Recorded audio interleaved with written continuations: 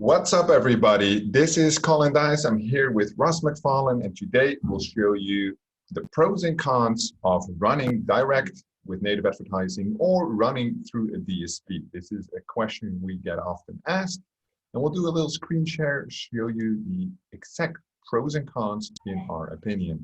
So I have a really cool drop-down overview here, the pros and cons of direct native advertising versus using a DSP. So a DSP is a demand-side platform which has a ton of benefits, but also a ton of potential cons when comparing it to a direct native source. Ross, do you have the name of a direct native source for us, please? MGID. MGID.com. And what do we have on the demand side? Volume DSP. So this is not the volume tracker, but they actually have the demand-side platform built into their platform, which demand-side platform is basically where you can buy, in our example, native advertisements, but they have a collection of different ad exchanges connected, where MGID obviously only has MGID inventory. Per this example, it is funny because Volume DSP also has a partial amount of MGID traffic available through the DSP. So if you do not know how a DSP works, let me just pull it up for you. Through a beautiful image right here, this is my favorite image to show you guys. Credits to these guys. So this is how it works. Basically, you are here functioning as an agency. Then it's a real-time bidding client. The DSP goes to the ad exchange and the ad networks supplied by an SSP and then the publisher. Right? In a scenario where you basically buy direct, you remove this DSP step and you go directly to the ad exchange where there are different formats. So the first format is basically the bidding model, right? So for direct, it's almost always CPC bidding. And for a DSP, it is most often CPM. Which is kind of interesting because this gives a big opportunity, but also big side effects. On one hand, this scenario, you pay cost per 1,000 impressions. And this one you pay per click, which in my opinion, this model gives you the competitive advantage. Competitive. Titties. I shouldn't say You'll that. get We that. have demonetized. Competitive advantage. Advantage.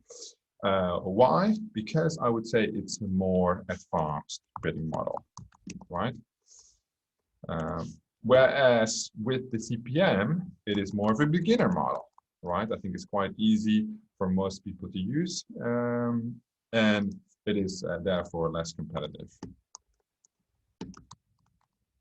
Why, Ross, would somebody choose to run with a DSP, for example? Well, with the DSP, they actually design their platforms to make it so easy for you, so you stick with them and keep spending money. That would be one thing.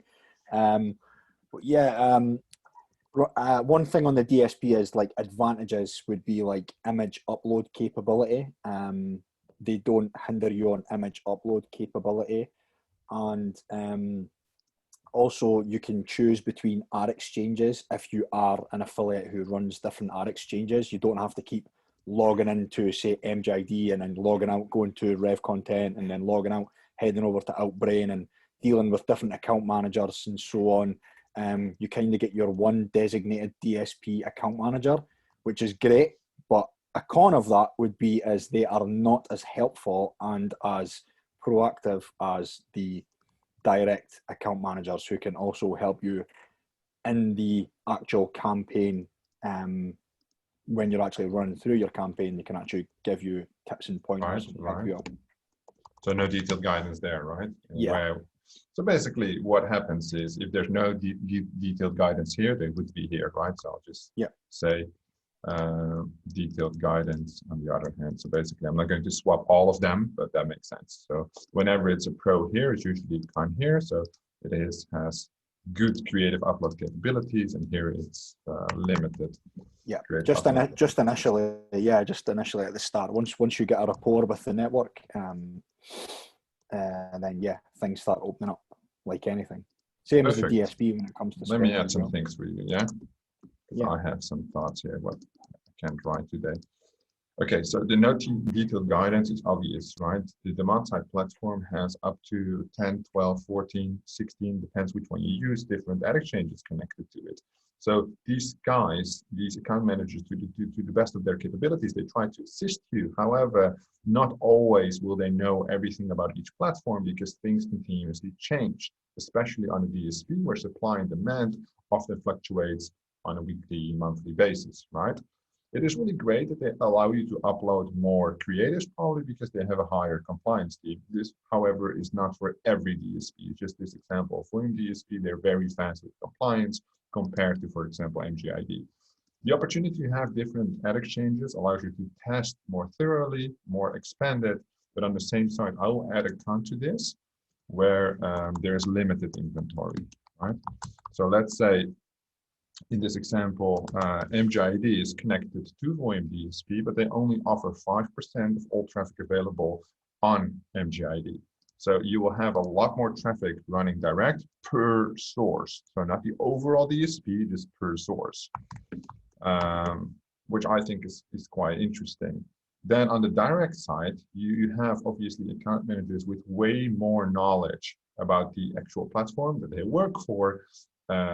However, it is limited to that one source, right? So you basically take a full deep dive. And that's why I think the bidding model here is very interesting, that if you master the one specific source and do not swap continuously between sources, you have a thorough understanding. You can use this on your CPC bids, right? Where with the coefficients, you gain a competitive advantage. When we look at, for example, another thing that I think would be very interesting when it comes down to the pros and cons is the opportunity for account managers to provide whitelists and blacklists, right? Well, I think these are even. I think the DSPs are a little bit more beginner friendly. They're easier. They allow you easier access to, let's say, either account managers or white and blacklist. So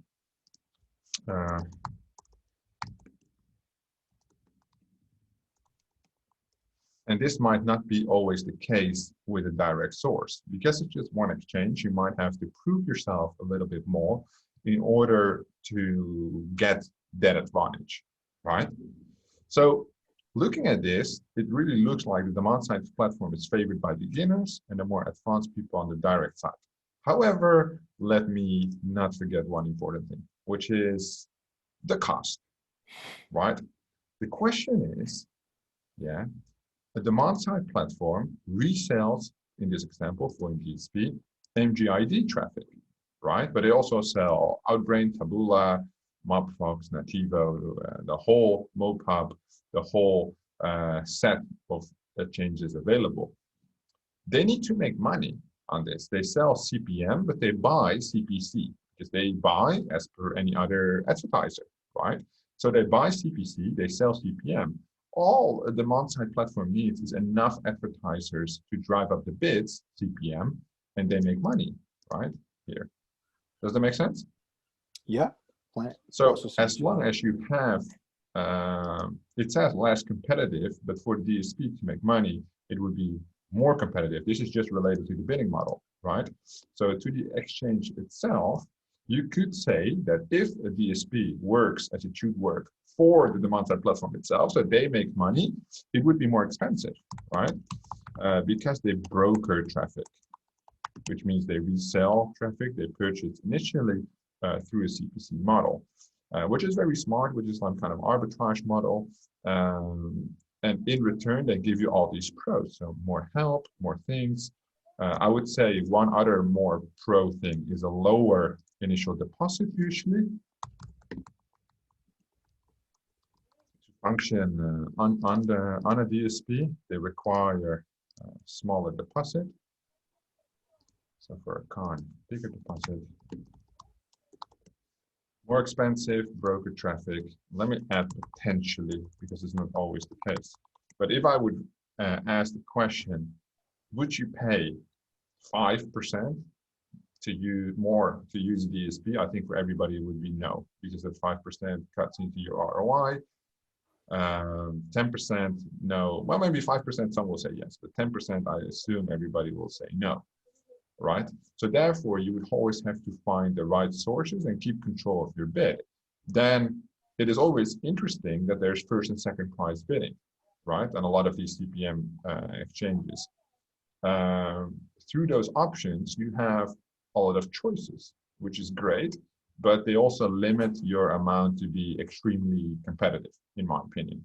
The reason for this could be because you don't know what the actual price of the traffic realistically should be, and you're just bidding what you, and if you make it profitable, then it's still great, right? But the question is, could you have gotten it cheaper going direct? And that's always a dilemma, right? So I would say, because you also have way more reach on this side, like 90% more reach, more traffic, right? Which in that situation, I would say, if you are spending, let's say, $100 a day, $250 a day, yes, DSP is great. Maybe even 1,000 a day, DSP is great. I've done $5,000 a day on the DSP, right? It's not necessarily a problem, but it's because I'm lazy, right? It's for convenience. So I sacrifice that 5 to 10% just because I'm lazy. If you do 400% ROI, that's fine.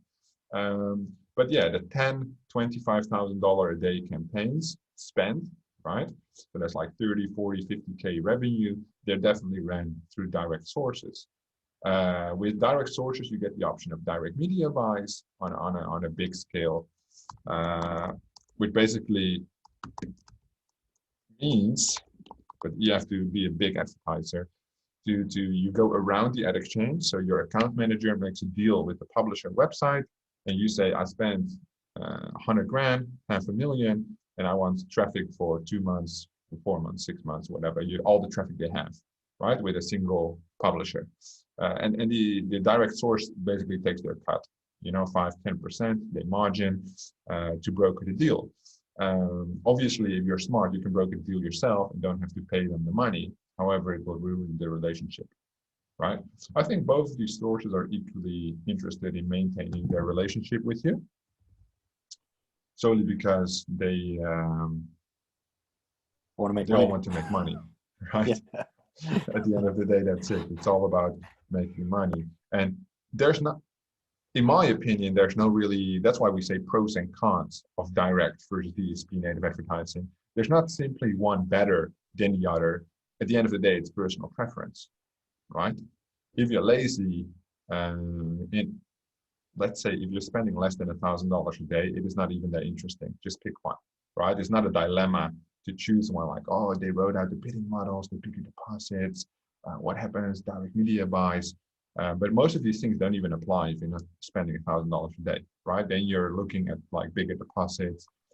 When you can upload more creatives, but you only upload 10 creatives a day, it's not a big deal. But if you want to upload 400 creatives a day, then these things become more interesting per campaign, that is, right? So you should definitely look at this. How would I phrase it correctly? According to your current business situation, because when we talk about limited inventory, but you can spend 100 grand a day on the DSP and you're only spending $100 a day, then you don't have to consider this, right? What would you say, Ross, would be the specific distinction between the two? If you would have to make a choice based on your own experience. I would just say, for anybody who's watching, I would just say like 100% just know where you are, like, and whichever side you do decide to go for, just keep pushing through, because like I started off on a DSP platform and I built relationships, and I like things get easier whichever side you go. So whether it be CPM model, CPC model, whichever you decide to go for, it's going to get easier along the way. Like your image upload capability is going to rise, your relationship with your account manager is going to get better, which means you're going to get more access to better placements. They're going to give you better tips, et cetera, et cetera. The same with the DSP, but what I would say is just know where you're at. Like if you're going to be spending a lot of money, then probably just go straight direct. If you're maybe starting, what would be a lot of money? Well, I mean, like you say, I mean, I don't know. It would depend on your circumstances and your situation. But let's say 1K a day would be fair, no? Yeah, I would say that would be about right. Yeah. With less, you can still go direct, in my opinion, but Oh, of course, yeah. the choice would be less. Because you're going to get, yeah, I mean, going direct is like you're always going to get a cheaper eCPC. Like you're always going to get a cheaper image through to offer click, like always. Whereas like on the CPM model on DSP, it's going to be more expensive. So again, pro and con. But yeah, I would just say know where you're at and then make your decision from there. And don't switch. That will be, I think, Yeah, the final yeah. recommendation. If you keep switching, you don't build up the relationship properly. You make deposits everywhere. I see a lot of the times people depositing $1 grand here, $1 grand there, and you need to drill down the source. The one of the most important things that people don't understand, if these sources sell garbage traffic consistently, they will not make any money and they will go bankrupt sooner or later, whether it's in 1 month, 1 year, 5 years. If it doesn't convert, doesn't mean it doesn't convert, it just doesn't convert for you. So is it because your offer flow build campaign is shit, or you blame the source, right? So never switch too much between the two, because you basically want to go down this ladder, get the value out of what you're doing. All in all, it is not a big deal. Whether you want to run with the demand-side platform, which I think is a little bit more easy, a little bit more convenient, or you are a real business person focused on making the max ROI and profits, which I think direct native source would be better. Pick one and stick with it. It is not a big deal, but these are the pros and cons. And I hope you learned a lot from this. Russ, thank you for your short but clear explanation.